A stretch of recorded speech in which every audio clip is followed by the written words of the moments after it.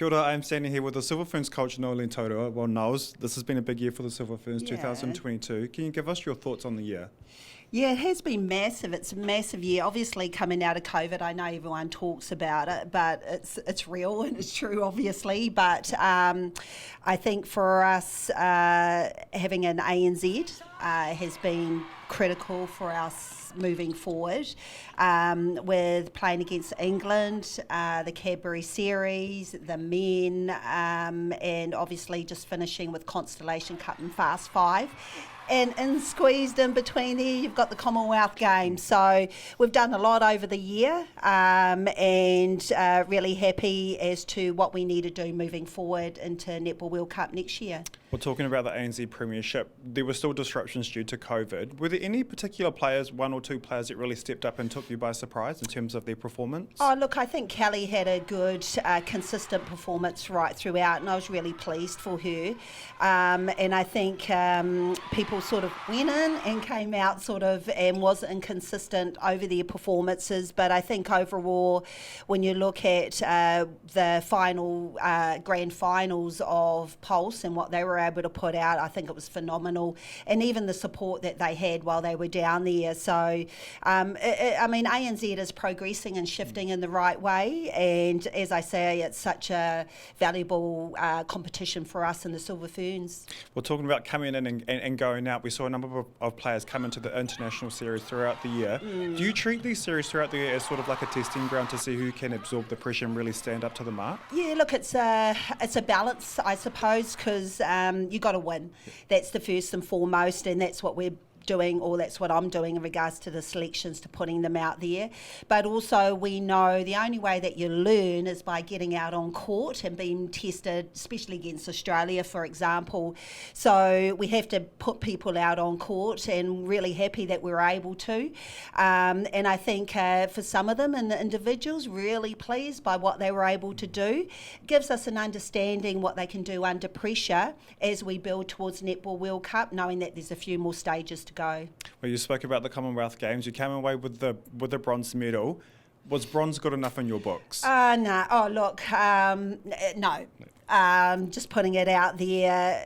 Could we have won gold? Yes. Could we have been fourth? Yes. So I think between 1 to 4, it was quite realistic that we could have been on that scale. I think when we look at the players that we had, and I always think age and stage, and probably a bit of inexperience at times, I thought we'd done really well, especially that last match that we played against England, I think was phenomenal considering the calibre of players that were in the England team. That we weren't quite ready, I suppose, coughed up against Jamaica. It might have been interesting if we did get through that to see what our final game would have been against Australia, but hey, that's how it goes. We weren't good enough in that tournament. Really happy we came out with that third, but really looking forward to Netball World Cup. Well, with the Tiny Jamison Trophy, we saw the Silver Ferns come up against Jamaica. Probably a lot more lows than there were highs in terms of the preparation and getting those games on court. But what are the positives that you can take away from that series? Look, I think any international experience for our current crop of players is a positive. And yes, there were a bit of fluff that happened prior to the game, but we got out on court, which I think is always a positive as well. I think exposing the Silver Ferns post-Commonwealth Games is definitely value for our brand, but also I think, to get back in front of our people. So those things we don't take lightly. And also it was a build-up towards going into Constellation Cup, a couple of weeks after. So it just gives more experience to our core players, and I think that Caribbean style is what we're going to come up against in Netball World Cup, so we've got to get as much as we can under our belt. Well, speaking of the Constellation Cup, it was you won 2 games, Australia won 2 games, but due to points difference, they did secure the trophy. But I guess what are the positives that you can take away from that series? Oh, look, I'm still hurting from that last game. Honestly, I just felt we could have had it. Could have, should have, but didn't. 2-2. And our first game that we had was phenomenal, so that really set the tone. And it was quite exciting because I've never seen that in us for a very long time, to be able to set it right from the start. That is really positive. We can pull that out for what we can do in the upcoming games. I think also the tester that you're under when you go over in Australian soil, people don't know what that feels like. So our current squad got a taste of that, and a lot of them was very new, you know. So, it's a sort of wide open, eyes wide open sort of experience. And I think these learnings that we've had during that time will really set us up for the stages going into Netball World Cup. So it's all part of it.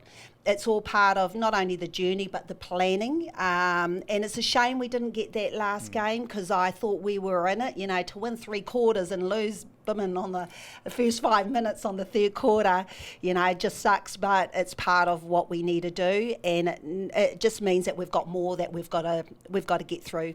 Well, clearly the physical capabilities are there for the team, but when you look at that third quarter in the final game, do you think it came down to the mental edge that we didn't have over Australia in that final half? Yeah, I believe so. I think there's still a bit of, education, or a bit of learning around the game awareness, around, as I say, our ability to manage and control the momentum and the feel of that. It's really hard to explain to people unless you know what it's like when you're in there and in the cauldron.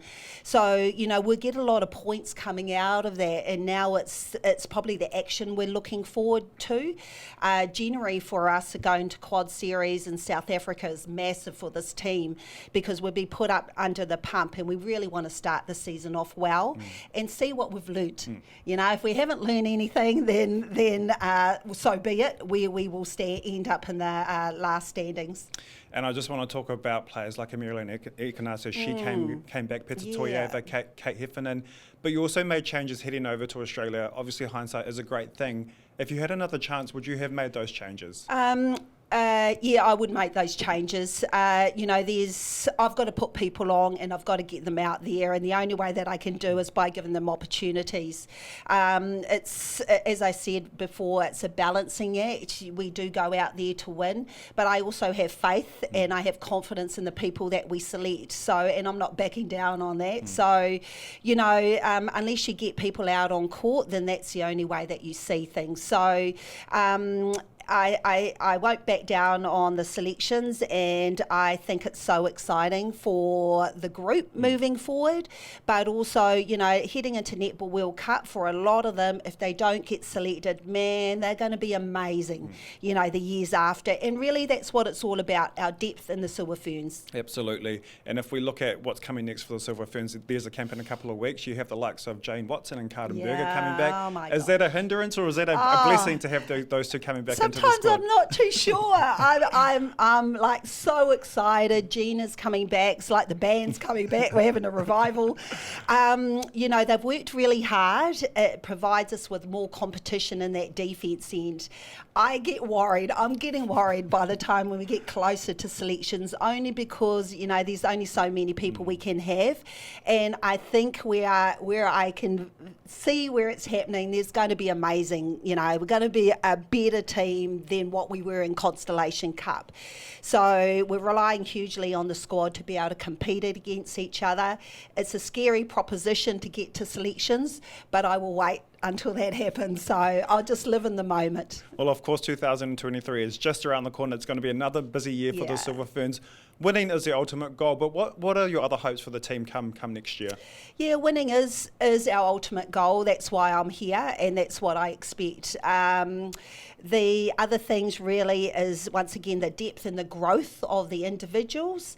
I think also the quality of netball that we're putting out there, not only from a Silver Fern perspective, from the ANZ and our levels underneath, and also that netball still remains a sport that young people want to play, and they see the excitement around that. So I think we all have a place to contribute to that overall philosophy of netball's a great sport to belong to and play.